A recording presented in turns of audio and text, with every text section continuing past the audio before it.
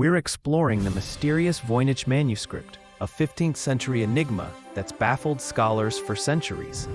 Discovered in 1912, this handwritten book, filled with strange botanical, astronomical, and biological drawings, is written in an unknown script no one can decode. Is it a cipher, a lost language, or an elaborate hoax? Experts from codebreakers to linguists have tried and failed to crack its secrets. Some believe it's a herbalist's guide, others think it's occult knowledge or even an alien artifact. Carbon dating confirms it's from the 1400s, but its purpose remains a puzzle. The manuscript's odd illustrations, like fantastical plants and celestial diagrams, only deepen the mystery. Why create a book no one can read? We travel to the 17th century, to the Dutch tulip mania, an economic madness that made history. In the 1630s, tulips, newly arrived from Turkey, became a status symbol. Their rarity sent prices soaring to absurd levels. A single bulb could cost more than a house in Amsterdam. People mortgaged their homes, sold land, and gambled fortunes on these colorful petals. Then, in 1637, the market collapsed. Prices plummeted, leaving many in financial ruin. This tulipomania wasn't just the first documented economic bubble, but also a valuable lesson about greed and speculative fever. Did you know that a single Semper Augustus bulb reached the equivalent of a craftsman's 10-year salary? Incredible, but true. Let us know in the comments. We're diving into the wild story of the 1904 Olympic Marathon in St. Louis. A race so chaotic it's almost unbelievable. Runners faced blistering heat, dusty roads, and barely any water. One competitor, Fred Lors, hitched a ride in a car for miles, only to be disqualified after nearly claiming victory. Another, Len Tao, was chased off course by a dog. The winner, Thomas Hicks, was given a bizarre mix of strychnine and brandy by his trainers to keep going. Talk about dangerous doping. Barely conscious, Hicks stumbled across the finish line in just under 4 hours, collapsing in exhaustion. This disastrous race, with only 14 of 32 runners finishing, is now a legendary tale of grit and absurdity in Olympic history. Can you imagine running a marathon like that?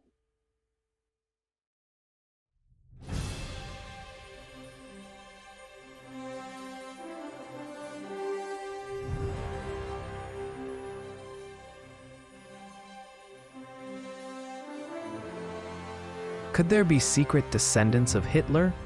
Does this man look familiar? This is actor Ralph Fiennes, who in the film Schindler's List plays this man, Amon Goeth. Amon Goeth, the commandant of the Plaszow concentration camp, was one of the worst monsters of the Nazi regime. As terrible as it is to think about the mass extermination carried out by the Nazi machine, Goeth is known for personally murdering thousands of his prisoners with his own hands. This reputation earned him the nickname the Butcher. Well, this biracial woman is Jennifer Tige. At the age of 38, Tige unexpectedly discovered her family's history when she found a book in a Hamburg library that contained her mother's biography, Monica Hertwig. In it, she learned that Amon Goeth was her grandfather. This plunged her into a deep depression. She decided to fight back and come to terms with this revelation by writing her book, My Grandfather Would Have Shot Me. We're uncovering the strange tale of the Great Emu War of 1932 in Australia. When emus, those giant flightless birds, started ravaging crops in Western Australia, farmers called for help. The government sent soldiers armed with machine guns to take them down. Sounds like an easy win, right? Wrong. Thousands of emus outsmarted the troops, dodging bullets with surprising speed and scattering across the outback. The soldiers managed to kill only a fraction of the 20,000 emus, and the birds kept munching crops like nothing happened. After weeks of embarrassment, the military gave up, and the emus were declared the victors. This bizarre war is now a quirky footnote in history, showing nature's knack for outwitting human plans. Can you believe birds beat an army? Subscribe to Curious Chronicles for more wild tales and drop a comment. What's the funniest animal story you know? Stay curious. We're uncovering the bizarre tale of the Great Stork Derby of 1926 in Toronto, Canada. When wealthy lawyer Charles Vance Millar died, his will sparked a wild contest. He left a fortune to the Toronto woman who could have the most babies in a decade. From 1926 to 1936, families raced to grow, with some women giving birth to as many as 9 children. The media went wild, dubbing it the Stork Derby.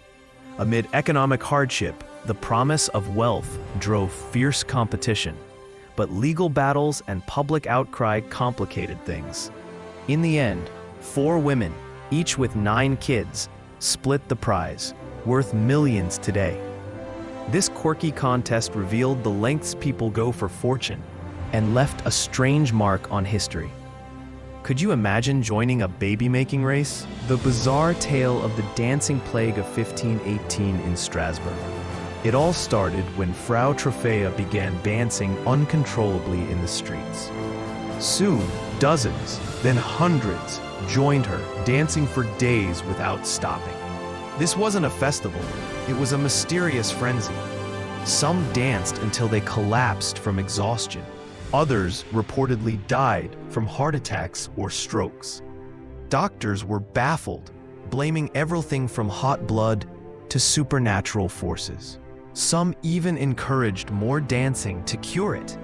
Modern historians think stress, famine, or ergot poisoning, a hallucinogenic fungus, might explain this wild episode. Lasting over a month, the dancing plague left the town in chaos and remains one of history's strangest unsolved mysteries. Could you imagine dancing non-stop for days?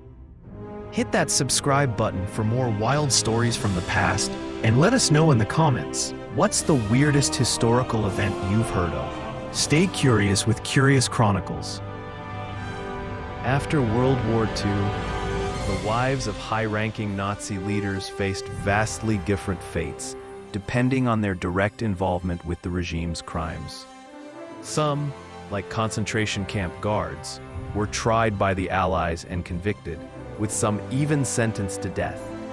Most women, however, had not committed direct crimes, but had benefited from their husbands' stolen wealth.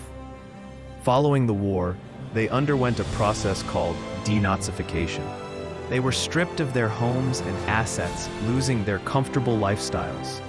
Shunned and shamed by society, they were unable to regain their former status. Other wives, such as Magda Goebbels, chose a tragic end, killing their 6 children before taking their own lives to escape this new reality.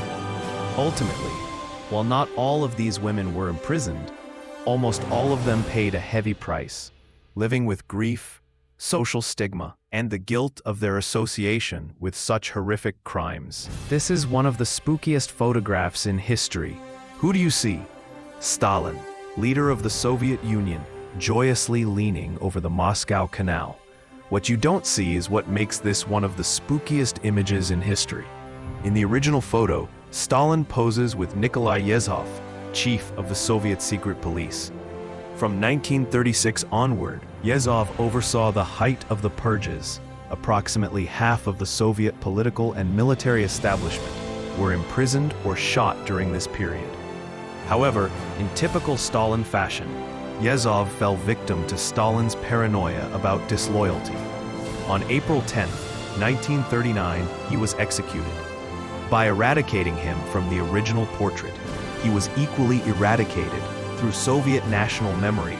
After 50 years of marriage, I looked at my wife one day and said, "Half a century ago, we had a modest house, a beat-up car, slept on a sofa bed, and watched a small black and white television. But every night, I was with a stunning 23-year-old woman. Now, we have a $500,000 house, a $45,000 car, a comfy king-size bed, and a huge flat-screen TV. But I share it all with a 69-year-old woman." It seems you're not holding up your end of the bargain. Being a practical woman, my wife calmly replied, "Go ahead, find yourself a hot 23-year-old girl, and I'll make sure you're back living in a ramshackle house, driving a junky car, sleeping on a sofa bed, and watching a small black and white TV. You have to love older women. They know how to handle an older man's problems." In January 1993, after living an 18-year lie as a fake doctor, Jean-Claude Roman's deception was about to be exposed. To avoid facing shame, he went on a killing spree, murdering his wife, 2 children, and parents. He then tried to kill his mistress and himself, but survived. Roman was arrested and sentenced to life in prison for his horrific crimes, which were motivated by his desperate attempt to cover up his decades-long fraud. In 323 BC, at just 32 years old, Alexander the Great died in Babylon after a 12-day illness. What followed was a strange and unsettling event. His body showed no signs of decomposition for 6 days, leading many to believe he was a god. However, a modern theory suggests a much more terrifying possibility. An expert believes Alexander may have suffered from Guillain-Barré syndrome, a rare disease that causes complete paralysis. It can slow a person's breathing and heart rate to a near imperceptible level, making them appear deceased when they are still alive and conscious.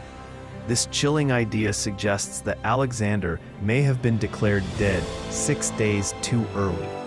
He could have been trapped inside his own body, aware of everything happening around him, but unable to move or speak, and possibly even buried alive. It's a truly horrifying thought that presents a new and frightening perspective on his final days. Facts about Sophia Loren. 1. Sophia's mother won a look-alike contest in 1932, where she was compared to the famous actress Greta Garbo. However, because she was only 17 at the time, her mother didn't let her follow her dream of going to Hollywood. Soon after, she got pregnant with Sophia. 2. While she became a famous beauty as an adult, Sophia was a very skinny child and considered plain until she turned 14. People even called her the Stick, or Toothpick. 3. Angel, a Jewish man and famous German baker, often shared his story of survival during the Holocaust. When he was a teenager, he was sent to Auschwitz on a freezing train. Trapped in a car with hundreds of other starving and freezing people, he noticed an old man next to him who was terribly weak. Despite being cold himself, Angel spent the entire night hugging the man, begging him to stay alive. He kept massaging the man to keep his blood flowing, even as his own fingers went numb. When morning came, the sun revealed a horrific sight. Everyone else in the car had frozen to death. The only 2 survivors were Angel and the old man. Angel survived because he kept the man warm, and the man survived because Angel kept him alive. Angel's lesson was simple but profound. When you warm the hearts of others, you warm yourself. When you support, strengthen, and encourage others, you will receive the same in your life. This 1950 photo shows Hollywood stars Eleanor Powell and Glenn Ford with their son, Peter, seemingly a happy family. Eleanor, a famed dancer who once helped save MGM, was also a woman of principle. When her friend and co-star Bill Bojangles Robinson was forced to use the back entrance of venues due to segregation, she always walked in with him, refusing to use the front door herself. In 1943, she married Glenn Ford and gave up her career to be a full-time mother. However, their marriage was strained by Glenn's repeated affairs, including one with actress Rita Hayworth.